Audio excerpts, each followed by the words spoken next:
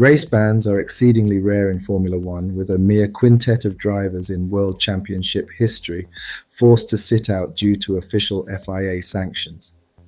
Today's F1 employs a stringent penalty point system for licenses, accumulate too many black marks over a 12-month period, and a driver faces an automatic sideline stint. A few speed merchants have flirted with this limit, most notably Romain Grosjean as 2018 drew to a close, but the current system hasn't yet benched anyone. Grosjean, interestingly enough, holds the dubious honor of being the last driver to serve a race suspension. We'll unpack that later in the video. And welcome to Formula Dream, where we focus on delivering the best Formula One content. So if Formula One and racing is your thing, feel free to like this video, subscribe, and leave a comment down below. Our inaugural case delves into a suspension that was largely divorced from official F1 governance.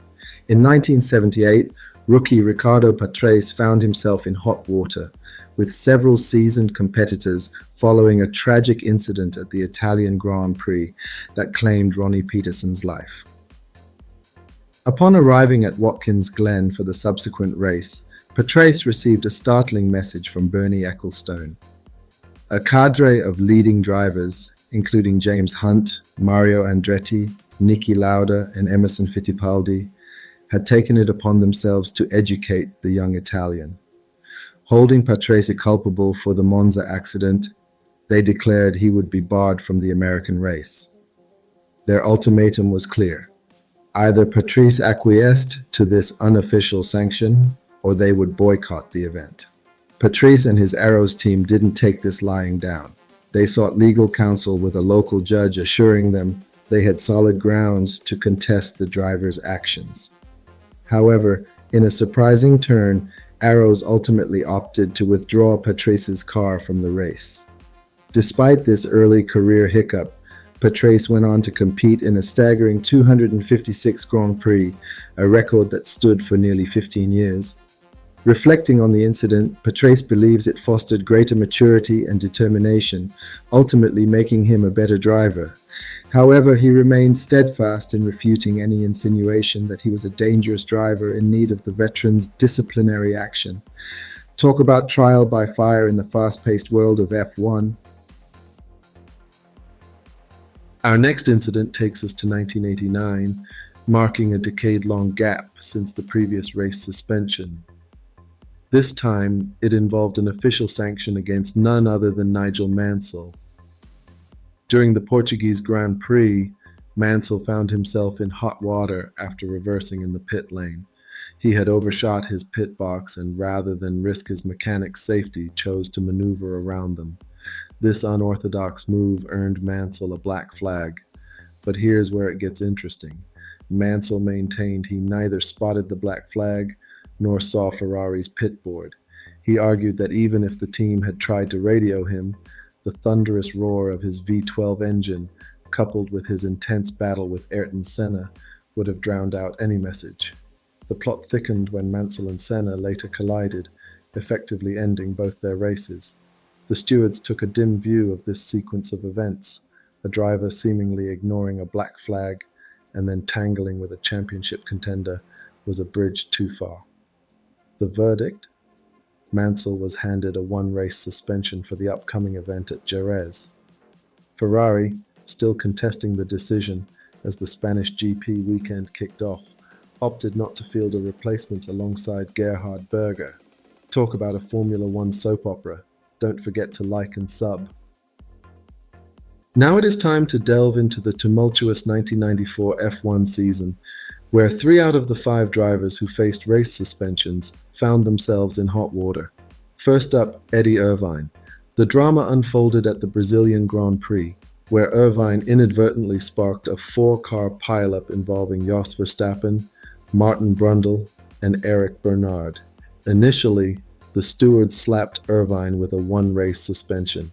However, Jordan's decision to contest the penalty backfired spectacularly, resulting in Irvine's suspension being tripled to 3 races.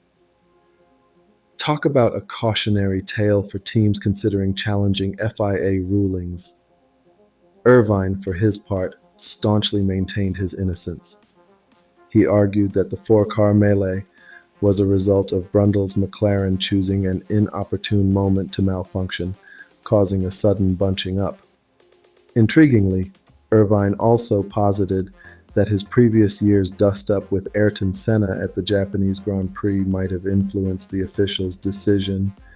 This incident serves as a prime example of how quickly fortunes can change in the high-stakes world of Formula One.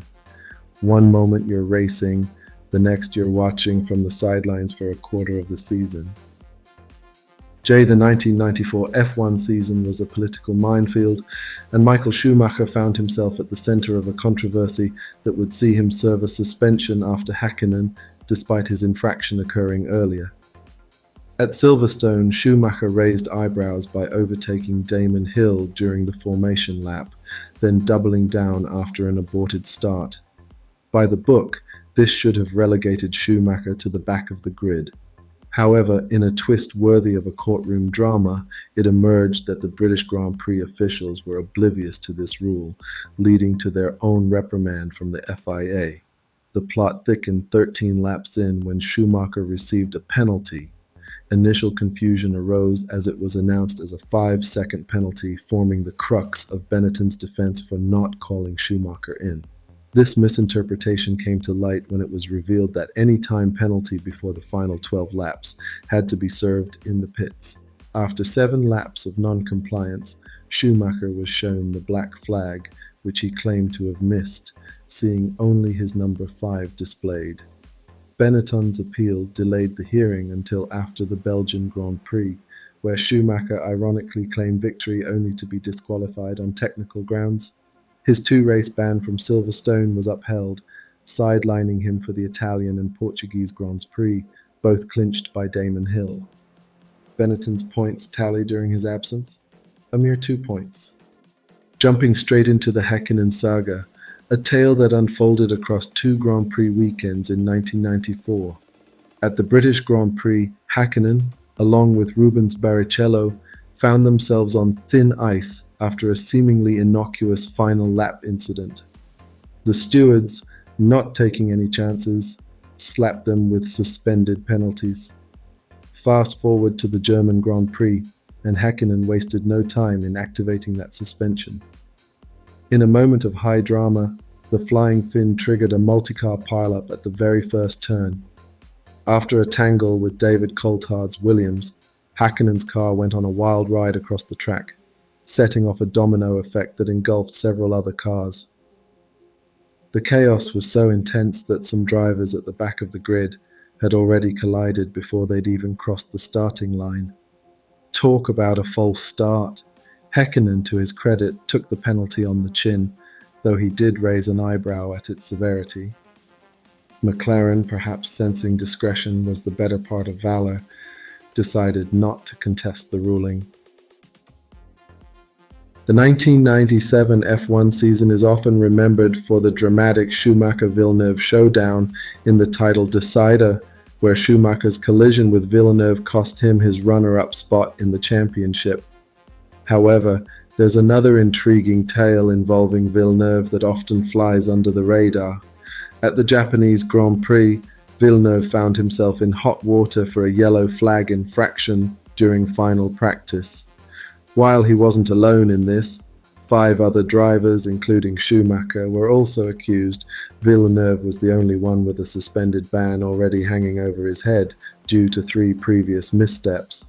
In a twist of fate, Villeneuve competed in the race pending an appeal, only to finish a lackluster 5th, earning a mere 2 points. Williams, perhaps seeing the writing on the wall, decided to withdraw their appeal. This led to an unusual situation. Villeneuve had effectively participated in a race he was technically barred from. This incident serves as a reminder that in F1 the drama isn't confined to the track. Sometimes the most intriguing stories unfold in the steward's room, where the fate of drivers can hang in the balance. It's these behind-the-scenes sagas that add an extra layer of intrigue to the high-octane world of Formula One. Move forward to 2002 for a quirky tale involving Felipe Massa that showcases an odd loophole in the early days of grid penalties. After a tangle with Pedro de la Rosa at Monza, Massa found himself with a 10-place grid penalty for the upcoming US Grand Prix, a dubious honor as the first driver to face this new sanction. However, the rules at the time had a peculiar twist. The penalty only applied to the next event, not necessarily the driver's next race. Sauber, ever the clever strategist, saw an opportunity. In a move that would make modern team principals green with envy, they decided to bench Massa for Indianapolis. Instead, they brought in their 2003 signing, Heinz-Harald Frentzen, effectively dodging the penalty bullet. This wasn't just about avoiding a penalty, mind you. Sauber was locked in a fierce Constructors' Championship battle with Jaguar, and they needed every advantage they could get. It's these kinds of strategic maneuvers that add an extra layer of intrigue to the high-stakes world of Formula One. Who knew that sometimes the smartest move on the track is to not be on it at all? Our next tale takes us to 2006, featuring a driver whose F1 career was as brief as it was controversial, Yuji Ide. Ide's journey to F1 was unconventional. At 31, he found himself thrust into the spotlight with the newly formed Super Aguri team. His racing history, while respectable, wasn't particularly stellar, a mix of Japanese F3, Formula Nippon, and brief European stints. Super Aguri's 2006 season was fraught with challenges. Ide, speaking only Japanese, struggled to communicate with his predominantly European team. Limited preseason testing left him underprepared for his F1 debut. Ide's performances were consistently poor. In Bahrain, he qualified last and retired early. Malaysia saw a similar story. But it was in Australia where eyebrows really started to raise. During qualifying, he impeded Rubens Barrichello, nearly causing a collision. The final straw came at Imola. On the first lap, Ide's misjudged overtake sent Christian Alba's car into a series of barrel rolls. Fortunately, Alba's emerged unscathed, but the incident sealed Ide's fate. In an unprecedented move, the FIA revoked Ide's super license after just 4 races, citing him as a danger to other drivers. This marked the end of Ide's F1 career and remains a unique case in the sport's history. Ide's story serves as a cautionary tale about the pressures of F1 and the importance of proper preparation. It raises questions about team decisions and driver readiness in the high-stakes world of Formula One. Finally, we are able to dive into the story of Romain Grosjean's turbulent 2012 season, which reached its climax with a race suspension following a chaotic start at the Belgian Grand Prix. The steward's decision noted that title contenders Lewis Hamilton and Fernando Alonso were among those caught up in Grosjean's first lap melee. However, one would hope the severity of the punishment wasn't influenced by the status of the affected drivers. For the Italian Grand Prix, Jerome D'Ambrosio stepped in to fill Grosjean's shoes. Interestingly, the late Charlie Whiting later revealed that Grosjean's erratic 2012 season served as a catalyst for developing the license penalty point system. This new structure ensures that a driver with a similar pattern of incidents would inevitably face a ban. So, there you have it, the colorful history of driver bans in F1. It begs the question, will we see another driver banned under the current system? And if so, who might be the next to take an unwanted vacation? In this high-stakes world of Formula One, where the line between aggression and recklessness is often blurred, it's anyone's guess. One thing's for sure, in F1, expect the unexpected, and don't forget to sub and say hi in the comments below.